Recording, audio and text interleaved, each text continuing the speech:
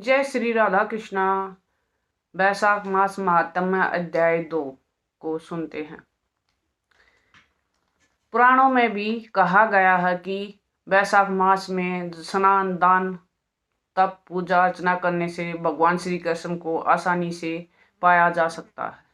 आपके लिए तो और भी आसान है, क्योंकि आप पर भगवान श्री कृष्ण की साक्षात कृपा है, तभी तो आप ये बैसाख मास महात्म्य सुन पा रहे हैं। अपनी भक्ति को और बढ़ाइए और ज़्यादा से ज़्यादा नाम जाप कीजिए।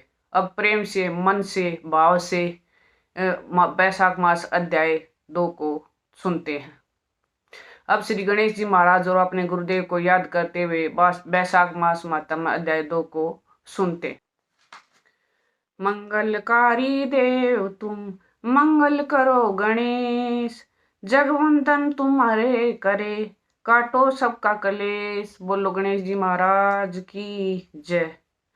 गुरु मन में बैठत सदा, गुरु है भ्रम का जाल, गुरु अवगुण को मेटता, मिटे सभी भ्रम जाल। बोलो गुरुदेव महाराज की जय।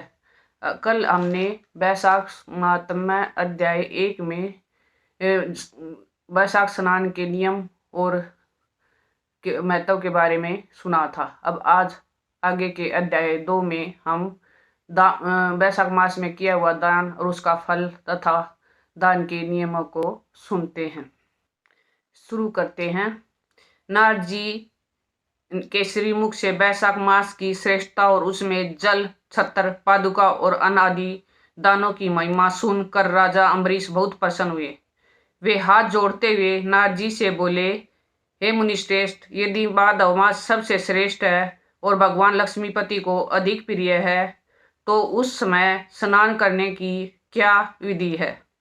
बैसाख मास में किस वस्तु का दान करना चाहिए और कौन सी तपस्या तथा किस देवता का पूजन करना चाहिए?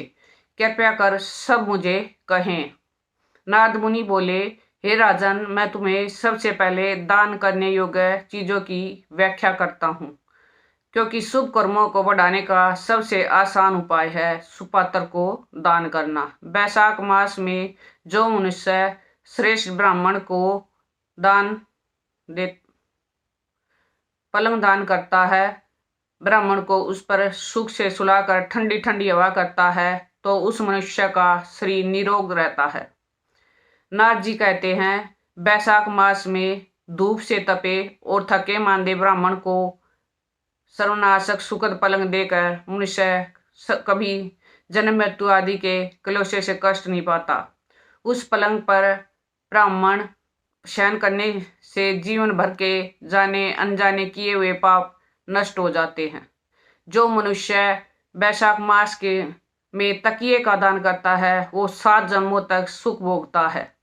फिर उसने अपने 7 कुलों को लेकर मोक्ष को प्राप्त हो जाता है। जो बैसाख मास में पहनने के लिए कपड़े और बिछावन के लिए दरी आदि देते हैं, जन्म से सब भोगों से संपन्न हो जाते हैं और समस्त पापों से रहित हो ब्रह्म बाह्य निर्वाण मोक्ष को प्राप्त होता है। हे राजेंद्र, जो मनुष्य बैसाख मास में सैया दान करे, वह इसी जन्म में सभी सुखों को भोगता है।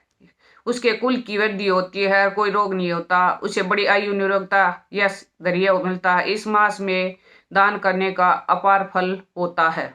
जो तिनके की बनी या अन्य खजूर आदि के पत्तों की बनी हुई चटाई दान करता है, उसकी उस चटाई पर साक्षात भगवान विष्णु शयन करते हैं। चटाई देने वाला बैठने और बिछोने आदि में सब ओर से सुखी रहता है। जो सोने के लिए चटाई और कंबल देता है, वह उतने ही मात्र से मुक्त हो जाता है। निंद्रा से दुख का नाश होता है, निंद्रा से थकावट दूर होती है। वह निंद्रा चटाई पर सोने वाले को सुखपूर्वक आ जाती है। हे राजन, जो बैसाख में कंबल का दान करता है, वह अकाल मृत्यु से छूटकर 100 वर्षों तक जीवित रहता है। धूप से कष्ट पाए ब्राह्मण को जो पतला वस्त्र दान करता है, वह पूर्ण आयु और परलोक में उत्तम गति को प्राप्त होता है।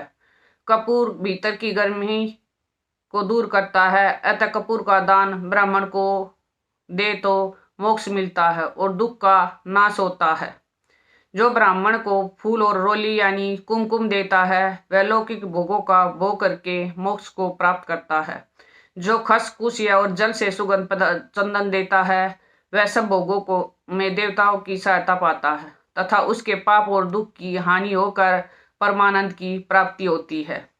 बैसाख के धर्म को जानने वाला जो पुरुष गोरोचन और कस्तूरी का दान करता है वह तीनों तापों से मुक्त होकर परम शांति को प्राप्त होता है।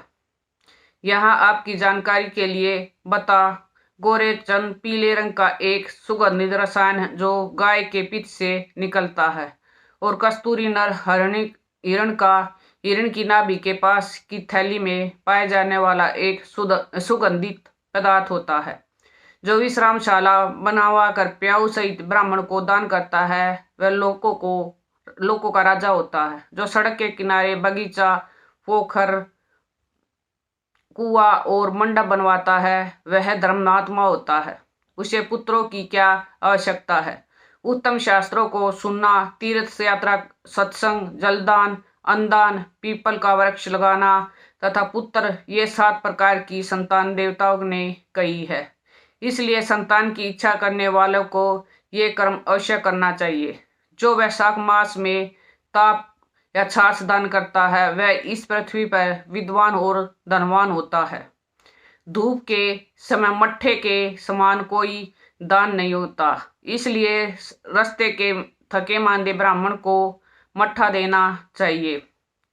जो वैशाख मास में धूप की शांति के लिए दही और खांड दान करता है तथा विष्णु प्रिय वैशाख मास में जो स्वच्छ चावल देता है वह पूर्ण आयु और यज्ञों का फल पाता है। जो मनुष्य ब्राह्मण के लिए गौ का घी दान करता है वह अश्वमेध यज्ञ का फल पाकर विष्णु लोक में आनंद का अनुभव करता है।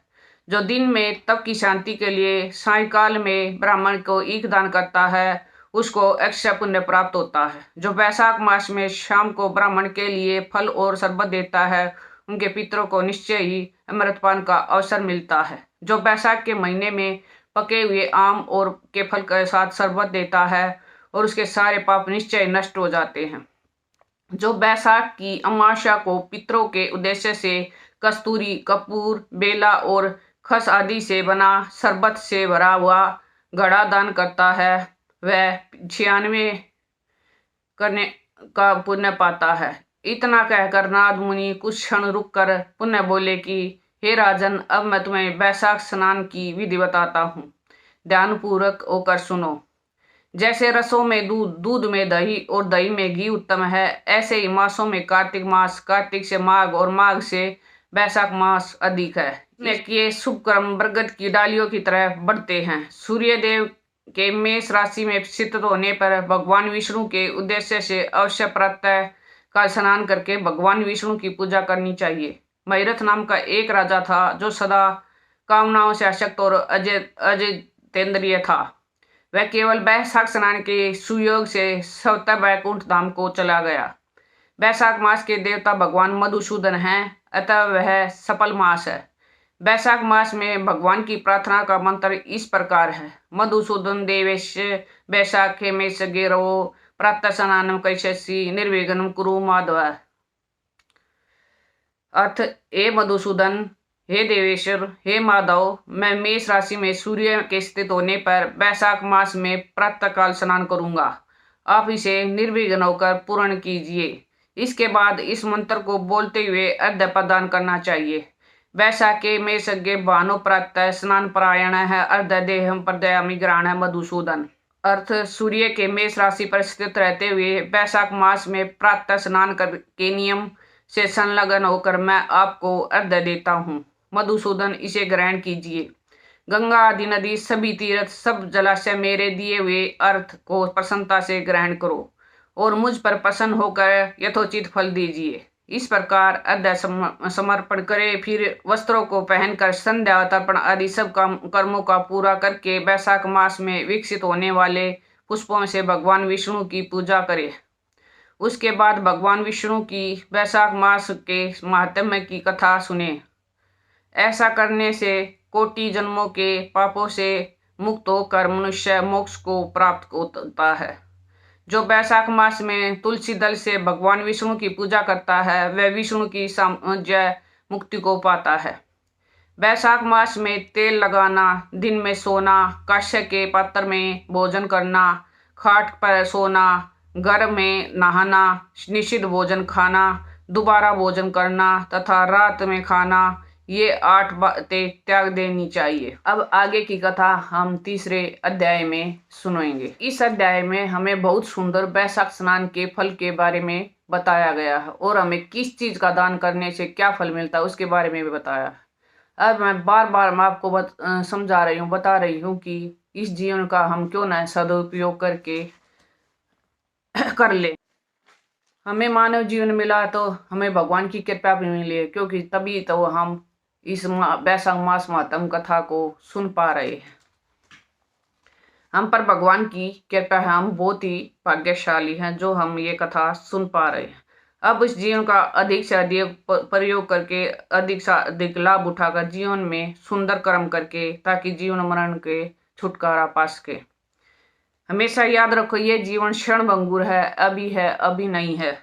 आजकल देखो कुछ लोग खुश शादियों में नाचते गाते भी जा रहे हैं। ठीक कह रही हूँ ना, क्योंकि आपने भी सुना होगा कि शादी में नाचते नाचते मर गया।